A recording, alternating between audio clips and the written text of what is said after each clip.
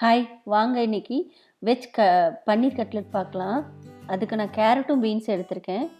அதை கொஞ்சம் தண்ணி விட்டு நம்ம வேக வச்சிடலாம், சால்ட்டு போட்டுட்டு. நிறைய தண்ணி ஊற்ற வேணாம்.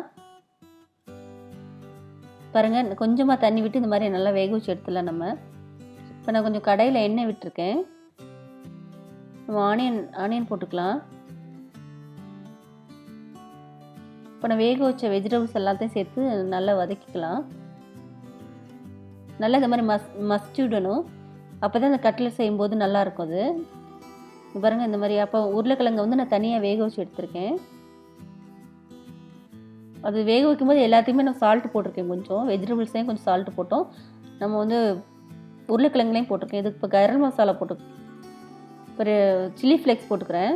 நீங்கள் வேணால் மிளகாத்தூள் கூட ஆட் பண்ணிக்கலாம் நீங்கள். இப்போ ரெடி ஆயிடுச்சு நம்மளுக்கு. இப்போ நான் பன்னீர் ஆட் பண்ணிக்கிறேன். பன்னீர் ஆட் பண்ணி நல்லா மிக்ஸ் பண்ணிவிட்டு இப்போ கொஞ்சம் பொட்டுக்கடலை மாவு போடுறேன். நான் போட்டு நல்லா மிக்ஸ் பண்ணிடலாம். அப்போ தான் பிடிக்கிறதுக்கு நல்லா வரும். இந்த மாதிரி பதத்தில் இருக்கணும், கட்லெட் பிடிக்கிற மாதிரி. பாருங்கள், இந்த மாதிரி ஷேப்பில், கட்லெட் ஷேப்பில் நீங்கள் எந்த ஷேப் வேணால் நீங்கள் வச்சுக்கலாம். இந்த மாதிரி பிடிச்சி இப்போ ரெடி ஆயிடுச்சு கட்லெட்டு. இப்போ நான் மைதா மாவு போட்டிருக்கேன். நான் கொஞ்சம் தண்ணி விட்டு மிக்ஸ் பண்ணியிருக்கேன். அப்புறம் பிரெட் க்ரம்ஸ் வச்சுருக்கேன். மைதா மேலே டிப் பண்ணிவிட்டு பிரெட் க்ரம்ஸில் போட்டு பரட்டி எடுத்துடலாம். பாருங்கள், இந்த மாதிரி. இப்போ எல்லா கட்லெட்லையும் இது மாதிரி செஞ்சு வச்சுருக்கேன்.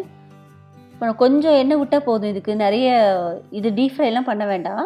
நம்ம ஆல்ரெடி எல்லாம் வேக வச்சது தான். அதனால் கொஞ்சமாக எண்ணெய் விட்டால் போதும். இந்த பாருங்கள், சூப்பராக இருக்கும். இது நல்ல ஹெல்த்தியானது. கிட்ஸுக்கு ரொம்ப பிடிக்கும். இது பன்னீர் எல்லாம் சேர்ந்துருக்கு, பொட்டேட்டோ சேர்ந்துருக்கலாம்.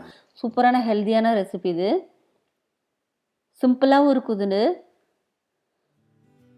பாருங்கள். இப்போ கட்லெட் ரெடியாக சூப்பராக இருக்கும். இது செஞ்சு பாருங்கள்.